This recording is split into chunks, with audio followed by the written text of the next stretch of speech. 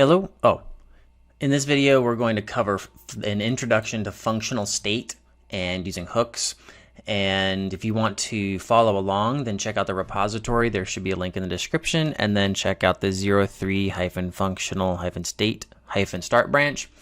And so yeah, let's go ahead and get started. So basically, this is part of a Mastering React and GraphQL tutorial series. We're going from the basics all the way to advanced topics like authentication, error handling, testing, and more. Working source code is always provided. Subscribe for more comprehensive tutorials. Basically, state allows you to keep track of the state of your application. And so to relate that to the real world, state is like, so my state, for example, tired state would be true.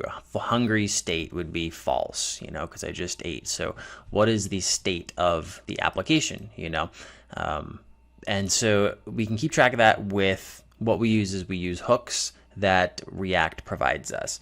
And so what we would do here is we have to actually import this thing called useState. And so we do that by importing using like just the what JavaScript provides us. So useState.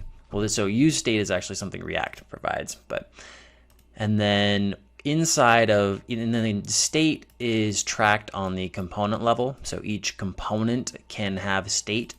And so we can track our state of the app component and what we would want to do. So let's, for example, we'll set up a count state. So we can make like a little counter. And so we can do that by setting const count and set count. And you can name these whatever you want. Basically, the first element is the variable itself that has the information. And then the second one is the function that prepares this variable. So we've got a count and a set count. And then we use equals, use state, and then a default value inside of the parentheses. And so that's basically it.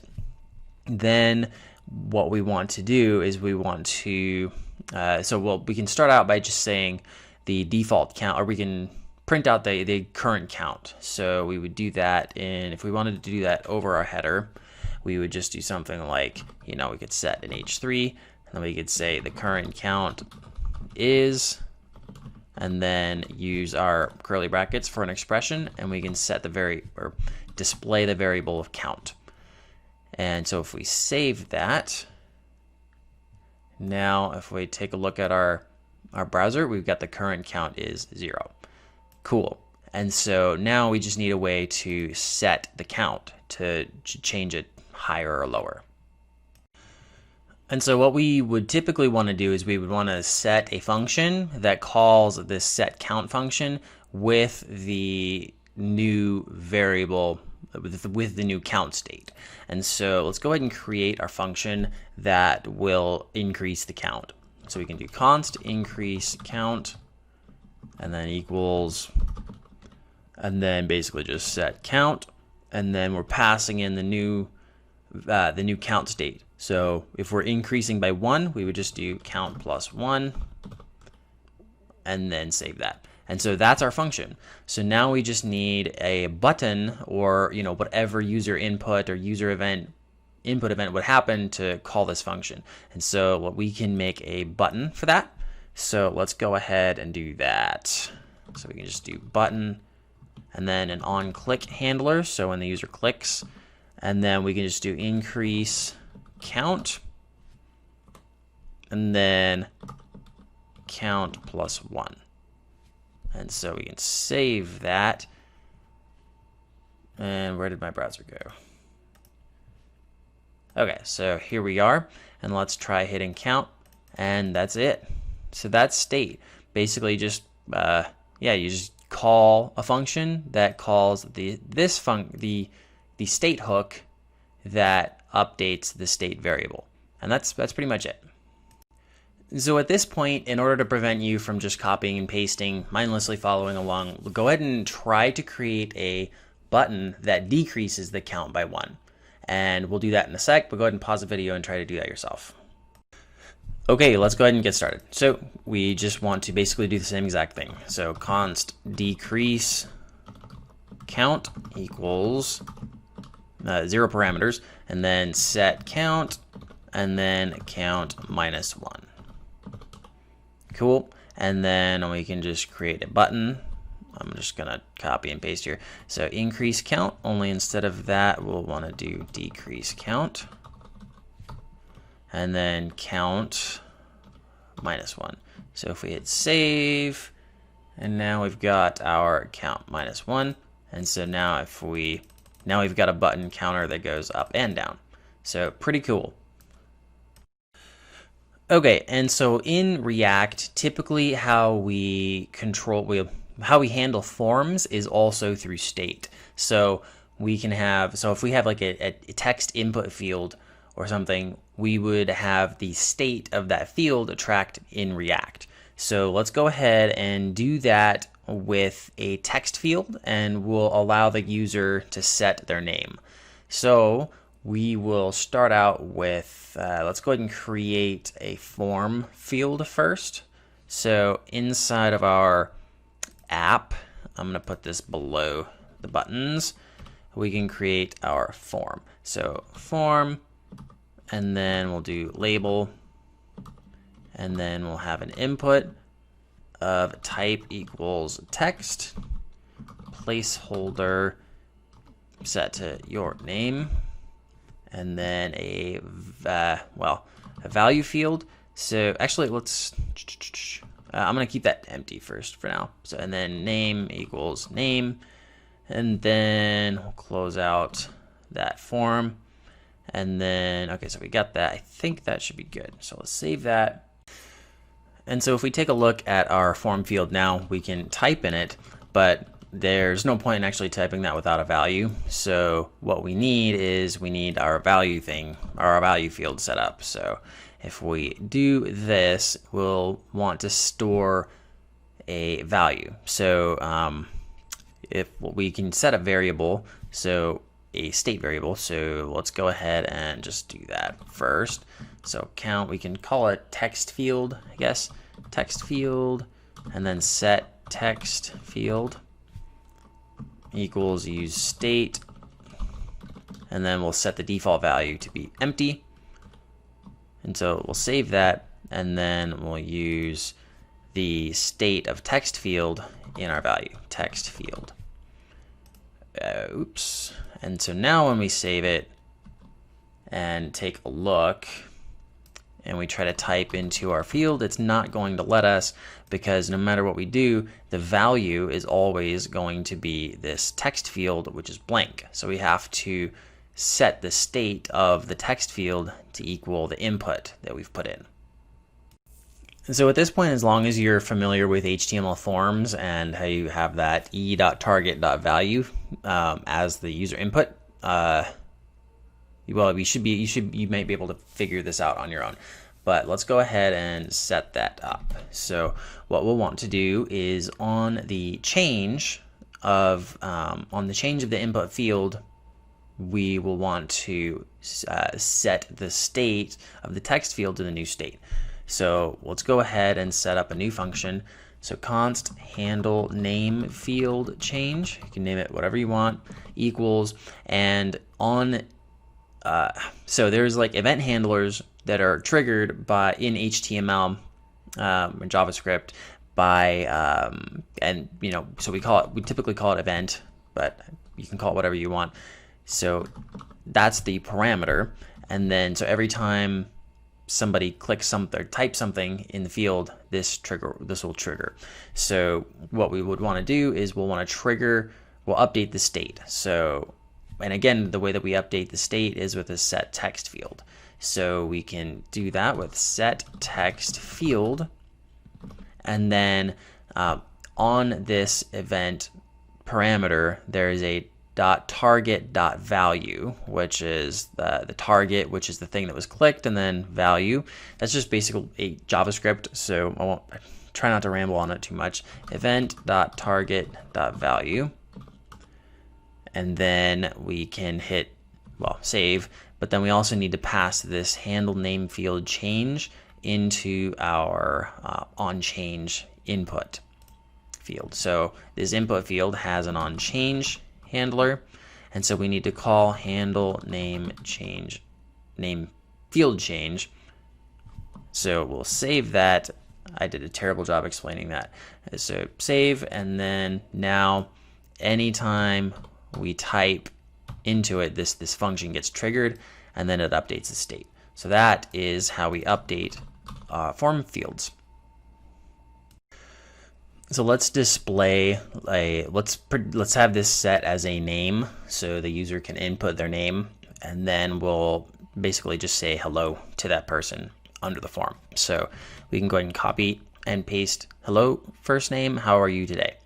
And then because we want to store this input field's value into a variable first name, we'll want to set the state of a first name variable. So const first name, and then set first name function to update the state, use state, and then we can just set up a blank variable for now. So we'll hit save.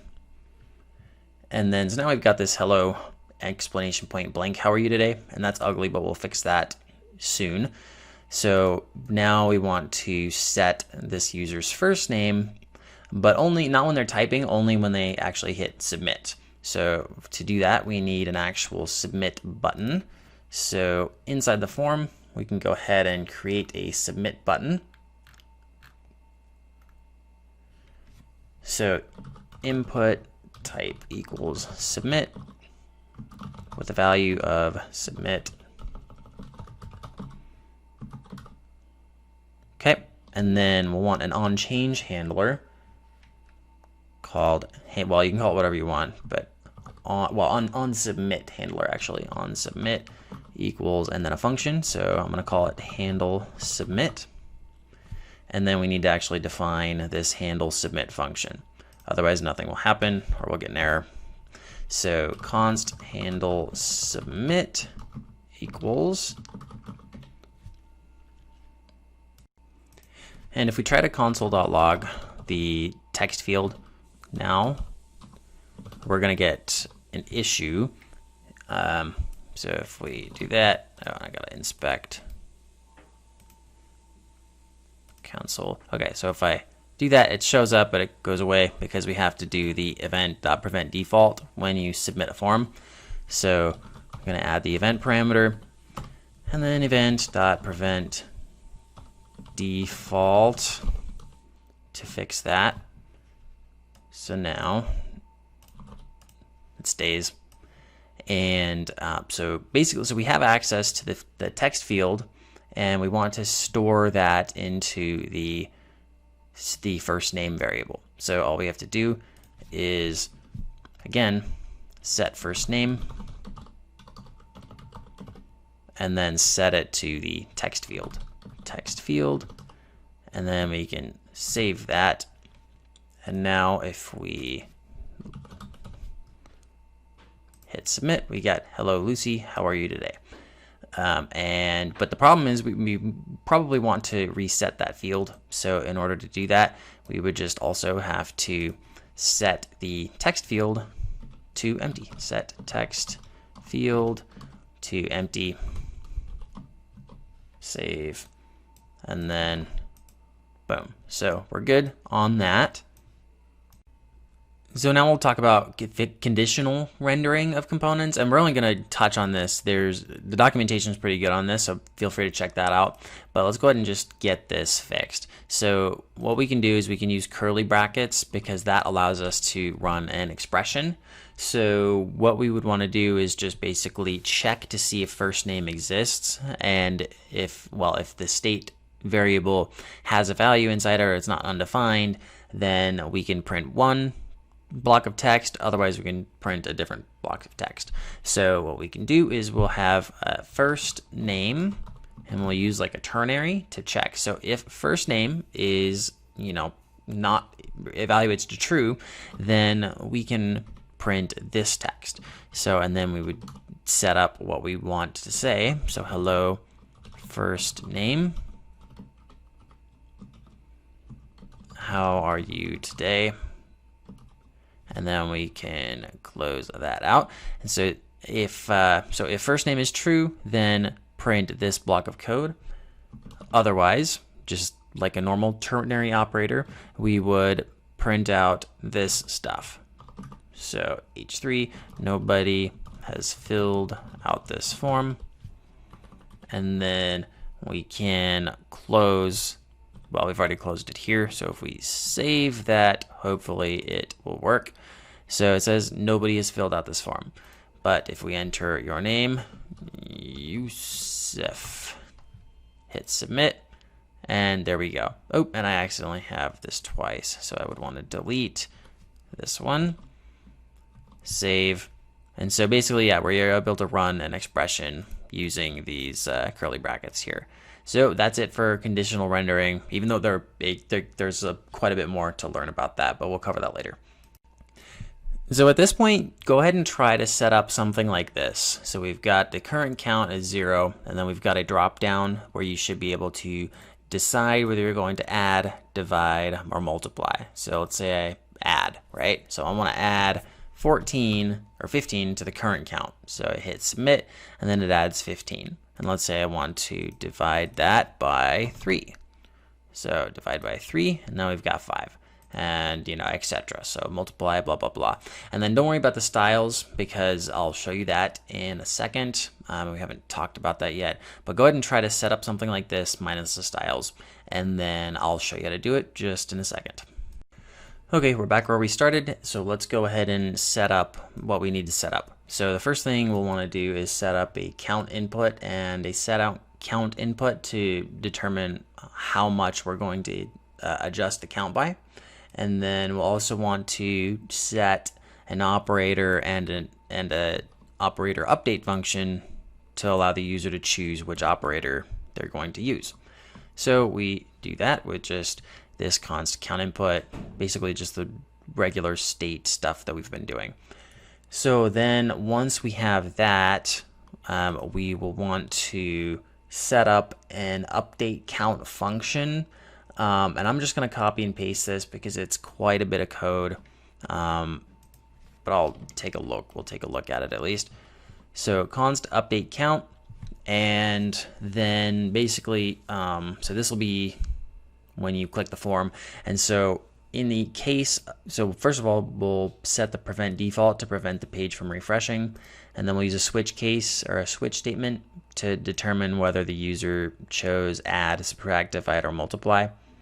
And then we'll basically just set the count time, and then we'll set the count variable to equal, you know, whatever. So the count input is going to be what the user inputted into the field, and then the count is going to be the existing count. So that'll be the update count function. And then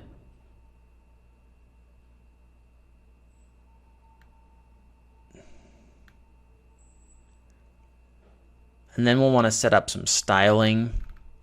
So I've got the styling down here, and so I'm just going to copy and paste this. Copy. And so if you paste, whoa, that's ugly. Okay. So I'm going to cut this div, and I'm going to paste it here. Okay, there we go. And so basically you can set up styles inline by this kind of format, and you use the double curly brackets, and then you'll set the styles, so background, display, margin. And instead of using, like, for things that have like hyphen, you don't use hyphens, you just use camel case. So if this was called background color, it wouldn't be background color, it would be background color with the capital letter. So that's basically how you do inline styles. And so we're going to set up a style for the current count area. And then we need a form in here. And this, I'm just going to copy and paste this also.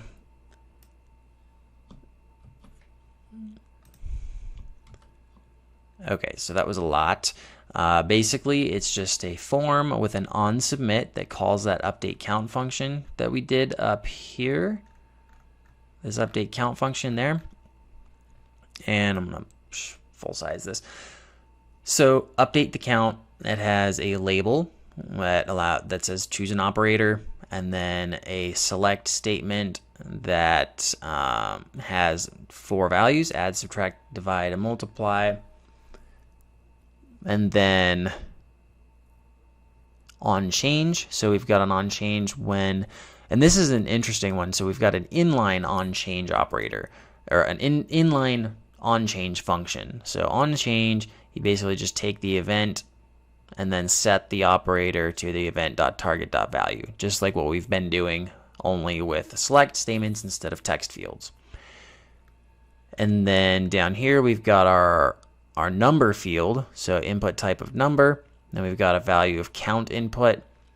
And then on change again, we have another inline function that calls the set count input hook that updates the state variable count input. So set count input. And then because, I don't know if I had to do this, but apparently I did, but parse int. So we're just converting the event.target.value from a string to an integer. And then that, so the set count input becomes an integer. And then we've got our input type of submit. So when this button gets clicked, it updates the count. And so if you save that, let's go ahead and see where we're at so far. And so we've got this. And so if I hit +4, it's going to update it. And I think we've got everything working. Oops, -2. Oh, it's not going to let me do a negative. Interesting. Okay. Divided by 8. Okay, and we got 0.5. So it looks like that's working. And then let's go ahead and delete these existing button on click handlers. And then the last thing to do is to get it to look the way I had it, is we would want to update the style for